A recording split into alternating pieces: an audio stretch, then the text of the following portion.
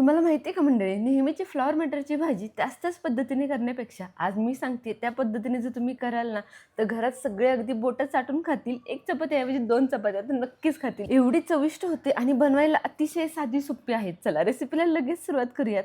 चमचमीत अशी फ्लॉवर मटरची भाजी अगदी 10 मिनिटात बनवूयात. यासाठी सगळ्यात आधी फ्लॉवर निवडून आणि स्वच्छ धुवून घ्यायचा. आवर्जून कोमट पाण्यामध्ये किमान 15 मिनिटं तरी ठेवा, म्हणजे हा पूर्णपणे स्वच्छ होईल. चला मी याला कोमट पाण्यामध्ये एक 15-20 मिनिटं ठेवला होता. आता याला सगळ्यात आधी शिजवून घ्यायचं आहे. फ्लॉवर आणि मटार अगोदर शिजवण्याचं कारण हेच, की याचा उग्रपणा थोडासा कमी व्हावा आणि त्यामुळे आपली भाजी जास्त चविष्ट होणार आहे. नंतर आपण याला मसाल्यामध्ये तर शिजवणारच आहोत, परंतु याचा थोडासा उग्रपणा, चव कमी करण्यासाठी याला अगोदर हळद मिठामध्ये शिजवून घ्या. प्लेन न शिजवता आवर्जून हळद आणि मीठ टाका, म्हणजे चव छान येते. चला तर या दोन्ही गोष्टी फक्त 5 मिनिटं उकळून घ्यायच्या, शिजवून घ्यायच्या. खूप जास्त वेळही शिजवायची गरज नाही. चला झाकण ठेवून हे शिजायला ठेवते. तोपर्यंत त्याचा छानसा मसाला तयार करून घेऊयात. ह्या भाजीचा सगळ्यात मेन आत्मा असणार आहे तो हा मसाला. यासाठी धने, लाल सुक्या मिरच्या, जिरे आणि काळी मिरी घेतली. 1 चमचा धने, 1 चमचा जिरे, 4 ते 5 लाल सुक्या मिरच्या आणि 5 ते 6 फक्त काळी मिऱ्या घेतल्या. लवंग वगैरे काहीही घेतलं नाही. काळी मिरीमुळे ना एक टेस्ट छान येते, त्यामुळे आवर्जून ती घ्या. आता सगळ्या गोष्टी ड्राय रोस्ट करायच्यात. तेल न घालता पॅनवरती फक्त 1-2 मिनिटं ह्या सगळ्या गोष्टी भाजून घ्यायच्यात. खूप जास्त भाजू नका, नाहीतर सगळ्या गोष्टींचा फ्लेवर कडवट येऊ शकतो. अगदी हलके-हलके भाजले गेले की लगेच हे काढून घेऊयात. आता घेऊयात कांदा आणि टोमॅटो चिरायला. नेहमी कांदा टोमॅटो चिरायचं म्हटलं की खूप वेळ जातो. कांदा चिरायचं म्हणलं की सगळ्यांच्या डोळ्यातून पाणीच येतं. हा सुंदर असा चॉपर मी घेतलाय. यामध्ये सहजपणे कांदा टोमॅटो बारीक होतो आणि वेळही वाचतो.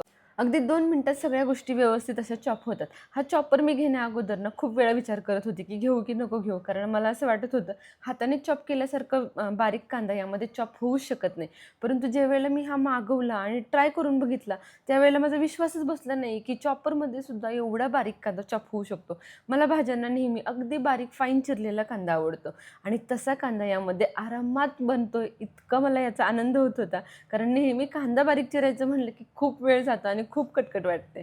चला तुम्ही बघू शकता कांदा किती बारीक चॉप झालाय. हाताने सुद्धा एवढा बारीक चॉप होणार नाही. एवढा बारीक चॉप या चॉपरमध्ये होतो. खाली मी डिस्क्रिप्शनमध्ये लिंक देते याची. तुम्हाला जर घ्यायचं असेल तर आवर्जून लिंकवरून जाऊन घ्या. खूप जास्त फायदेशीर आहे. नेहमी घरामध्ये लाईट गेली किंवा काही चिरायचं असेल तर त्यावेळेला तुम्ही याचा आरामात उपयोग करू शकता. अशा पद्धतीने फक्त झाकण लावायचं, वरचं हे लॉक लावायचं आणि हाताने फक्त हलकंसं प्रेस करत राहायचं.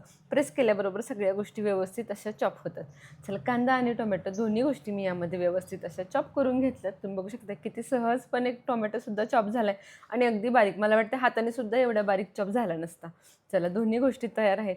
आता घेऊयात आपला मसाला वाटायला. ज्या सगळ्या गोष्टी आपण ड्राय रोस्ट करून ठेवल्या होत्या, धने, जिरे, काळी मिरी आणि लाल सुक्या मिरच्या, या सगळ्या गोष्टी मिक्सरच्या भांड्यामध्ये घालायच्या आणि छानपैकी याची पूड तयार करून घ्यायची. फ्लॉवर आणि मटार शिजेपर्यंत या दोन्ही गोष्टी होतात, म्हणजे कांदा टोमॅटोसुद्धा बारीक होते आणि ही पूडही तयार होते.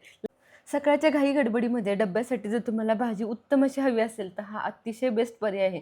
कारण झटपट अशी तयार होते आणि चवीला अतिशय बेस्ट अशी आहे.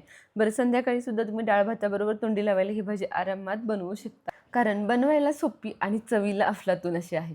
चला आता 4 चमचे तेल घातले. तेलावरती जिरी, तमालपत्र आणि लाल सुक्या मिरच्या, बेडगी मिरच्या इथे मी वापरल्यात. याची फोडणी करून घ्यायची. त्यावरती हा बारीक चिरलेला आपला कांदा घालून घ्यायचा. कांद्यामध्ये थोडंसं मीठ घालते, जेणेकरून कांदा लवकर गुलाबी रंगावरती परतला जाईल. जास्त क्वांटिटीमध्ये इथे मी कांदा आणि टोमॅटो वापरते, कारण याची मला छान लफलफीत अशी भाजी बनवायची आहे. त्यामुळे मसाला छानच झाला पाहिजे. कांदा छान गुलाबी रंगावरती परतला गेला की टोमॅटो घालायचा आणि टोमॅटोसुद्धा छानपैकी परतवून घ्यायचा. कुठलाही मसाला बनवत असताना किंवा कुठलीही भाजी बनवत असताना जेवढं तुम्ही कांदा टोमॅटो छान परतवून घ्याल ना, तेवढा त्याचा उग्रपणा कमी होतो आणि त्याची चव बाहेर येते, चव इन्हान्स होते. त्यामुळे छानपैकी ह्या दोन्ही गोष्टी परतवून घ्यायच्या. त्यानंतर याच्यामध्ये मी आलं आणि लसूण ओबडधोबड असं ठेचून घेतलंय, ते घातले. आलं लसूण खोबऱ्याचं वाटण घराचे असेल तर ते घाला, आलं लसूण पेस्ट घाला किंवा नसेल तर अगदी आलं लसूण तुम्ही ठेचूनही घालू शकता. मी ते ठेचून घेतले. आता सगळ्या गोष्टी छान परतले गेले की अर्धा चमचा लाल तिखट, पाव चमचा हळद, अर्धा चमचा धना पावडर आणि अर्धा चमचा घरगुती काळं तिखट घातले. मी इथे लाल तिखट घातले, त्यामुळे काळं तिखट थोडंसं कमी घालते. आता सगळा मसालासुद्धा या वाटणामध्ये छानपैकी परतवून घ्यायचा.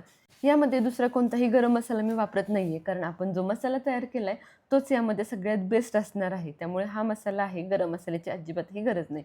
आता हा मसाला घालायचा आणि सगळं वाटून परत एकदा छानपैकी खरपूस असं परतवून घ्यायचं. जेवढं छान परतलं जाईल तेवढी टेस्ट छान येणार आहे. चला आता सगळ्या गोष्टी छान परतल्या गेल्या की फ्लावर आणि मटार यामध्ये घालून घ्यायचं. पाण्यासहित घातले, साधारण 1 कपभर पाणी यामध्ये शिल्लक होतं शिजवल्यानंतर. त्याच्यासहित मी घातले, कारण त्याचे जीवनसत्व आहेत ते बाहेर जाऊ नयेत. त्यानंतर थोडंसं मीठ घालून घेते. आपण अगोदरही मीठ घातले शिजवताना, त्यामुळे मीठ बेताने घाला. छानपैकी उकळी आली की 2 चमचे दाण्याचा कूट घालून घ्यायचा आणि सगळ्या गोष्टी व्यवस्थित मिक्स करायच्या. दाण्याचा कूट घातल्यामुळे भाजी एकजीव व्हायला, एकसंध व्हायला मदत होते. आता वरून भरपूर अशी कोथिंबीर घालायची आणि झाकण ठेवून एक 5 मिनिटं याला वाफ द्यायची. यामुळे भाजीमधलं सगळं पाणी छान आटलं जाईल. सगळे मसाले फ्लावर आणि मटारमध्ये एकजीव होतील आणि मला ही भाजी सुक्की बनवायची होती, म्हणून मी ह्यातलं सगळं पाणी आटून घेतले. तुम्हाला जर भाजीची थोडीशी ग्रेव्हीची लफलफीत बनवायची असेल तर तुम्ही थोडंसं पाणी ठेवलं तरीही चालेल. परंतु टिफिनसाठी बनवत असाल तर अशा पद्धतीने सुक्की भाजी आरामात बनवू शकता.